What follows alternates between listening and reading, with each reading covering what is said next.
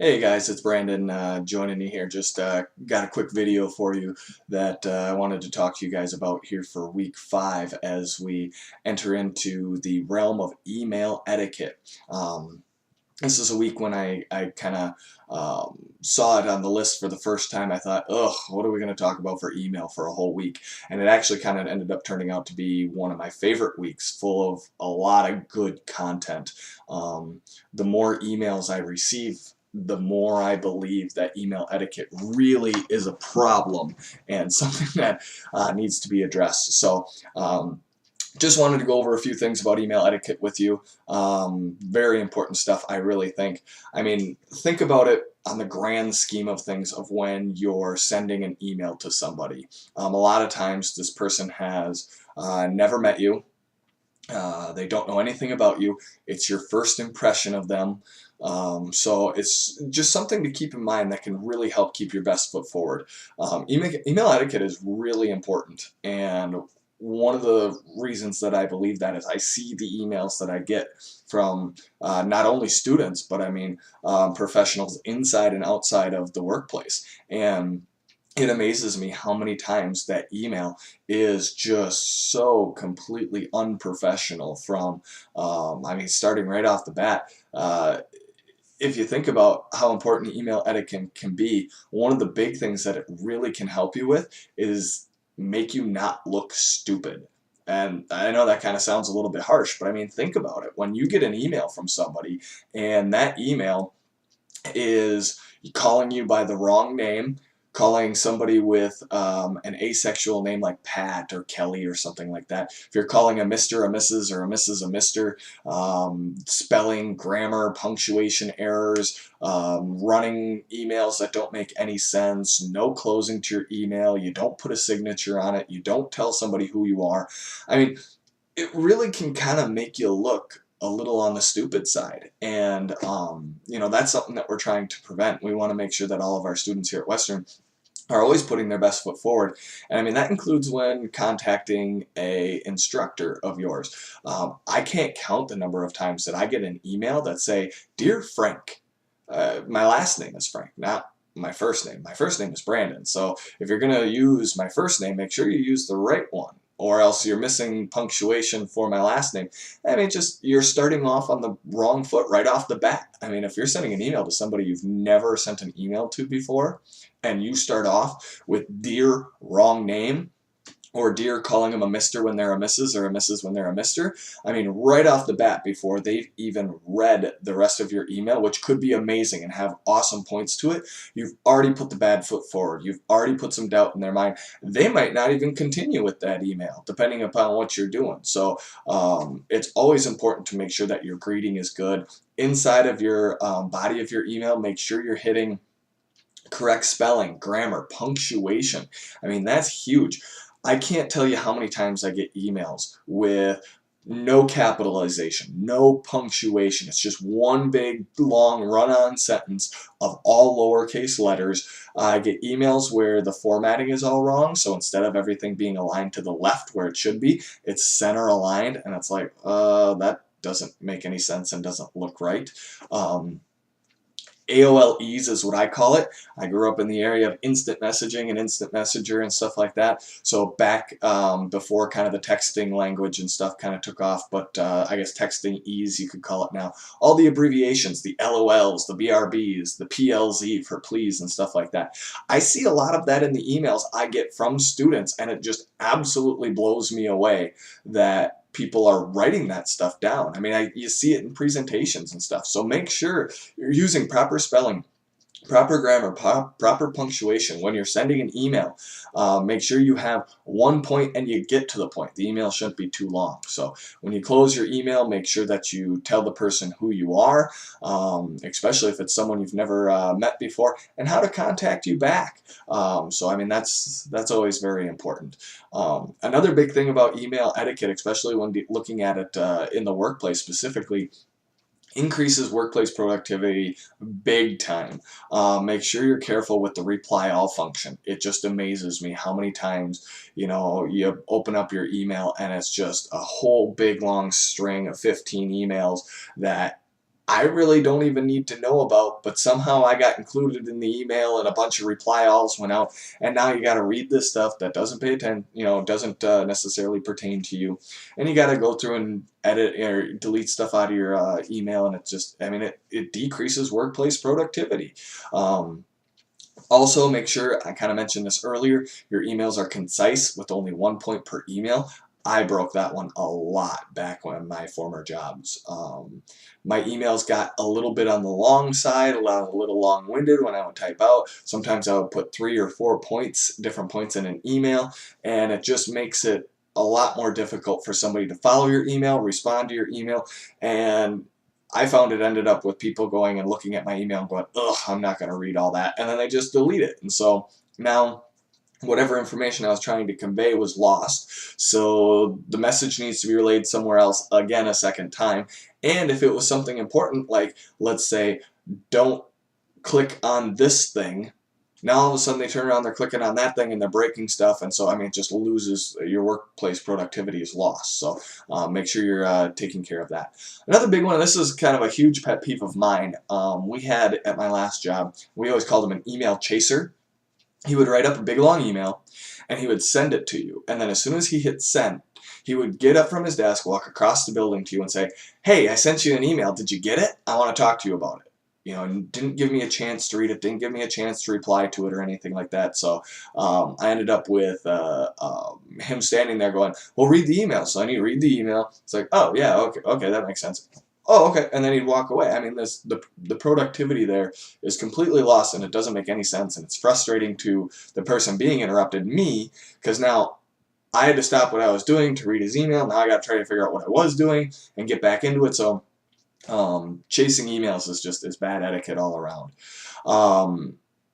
There are a whole bunch of videos here, different websites, infographics, things like that about email etiquette, do's and don'ts for email etiquette. And I really honestly think that this is a very big problem as far as email etiquette goes. And I'm going to be a very big stickler on email etiquette once we get past week 5 and all these assignments are due and we've learned everything we need to know about email etiquette. So if my software apps for business classes send me emails with egregiously poor email etiquette, I'm going to send it back to you and say, please review week 5 email etiquette and please resend the email with proper email etiquette. And then I'll respond to your issue. It's a big deal. It really is. And so I want you guys to make sure that we're going and properly using email etiquette. So review all of that information and try to incorporate email etiquette into all aspects of your life, both in this class, your other classes, and outside of Western, because it is a really big deal. And when you use poor email etiquette, not to sound harsh, but really it honestly it makes you look a little stupid. So we're trying to go and make you guys be the best that you can be. Moving on from email etiquette, the second part of this, and I think this is huge in today's society, is email safety. Very big deal. I mean, think about everything that happens in your life that is online these days. I mean, for me, just thinking of some of the stuff that we do, all of our banking is online. I have tons of personal info online, student loan accounts, different things like that, where I'm putting super sensitive information like social security numbers, address, phone number, date of birth, mother's maiden name, all that stuff somebody might possibly need to go and steal your identity. Retirement funds, online shopping, all that different kinds of stuff that we have. So email safety is a big deal, because think about it.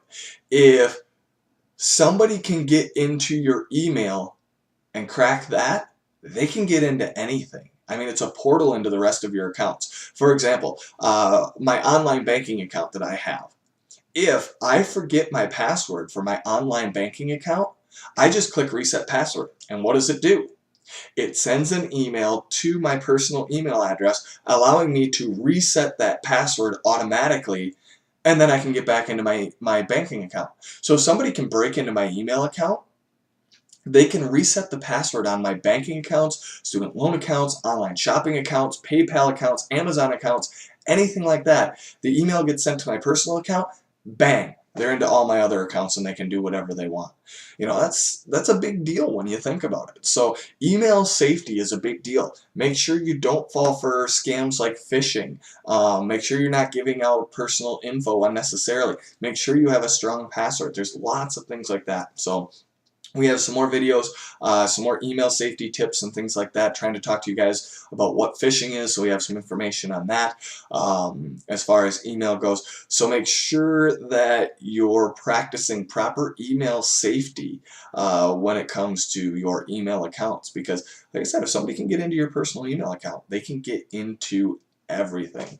One of the big things about email safety that I really preach to all of my classes, not just my software apps email etiquette people, is the need for a strong password on your email accounts. And one of the things people always say is just like, oh, it's so hard to remember a password though, and I understand that to a point. What I've found to be very helpful is I was taught how to use a passphrase instead of a password.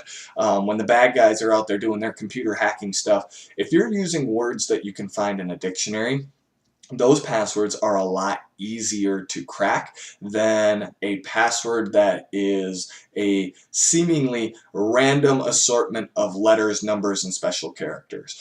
And by using a passphrase, that allows us to create a password that is easy to remember, but when you look on it in paper and when you're typing it in, it looks like a random jumbled up mess of uppercase, lowercase, numbers, and special characters. So I'm going to show you real quickly how I go about creating a passphrase. So if we're going to create a passphrase, what you have to do is take a sentence, something that you can fairly easily remember.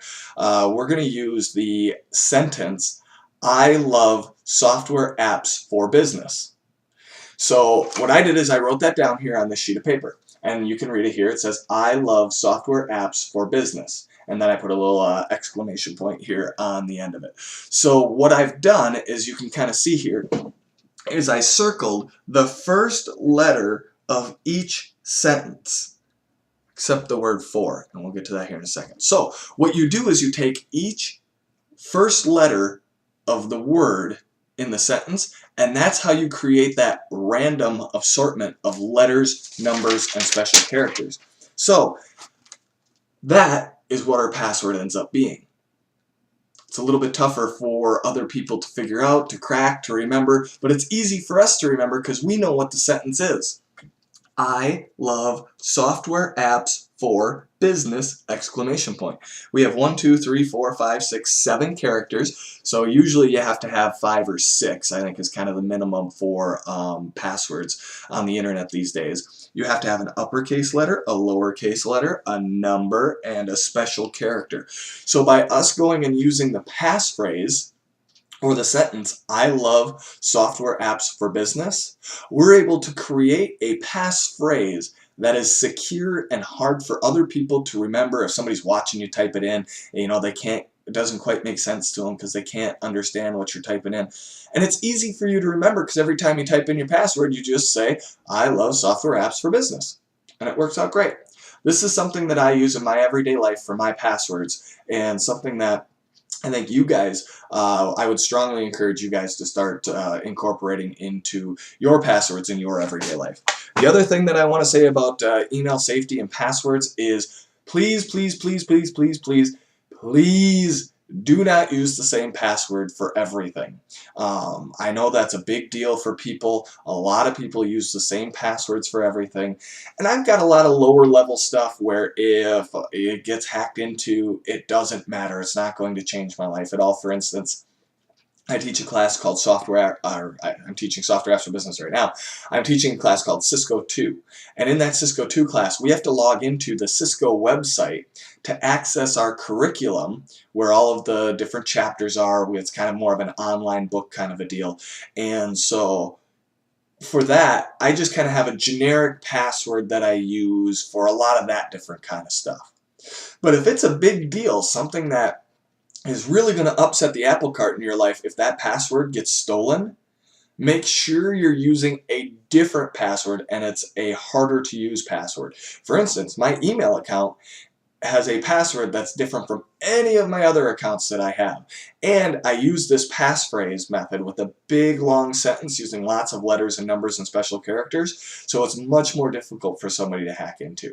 So please, I'm begging you, if you use the same password for everything, start using different passwords for some of your most important stuff, and change them often. I change my email password 2-3 times a year, so that way those passwords aren't being used multiple times over and over and over again. So it just helps with email safety. So that's my spiel as far as email etiquette and email safety goes. Please review all of the information that we have available to you, all the videos, all the infographics, all of the websites that are posted on email etiquette and email safety. Complete all the assignments for the week, and everything should work out just fine. So thank you very much for watching the video. Take care, and we'll go ahead and keep on keeping on with Software Apps for Business.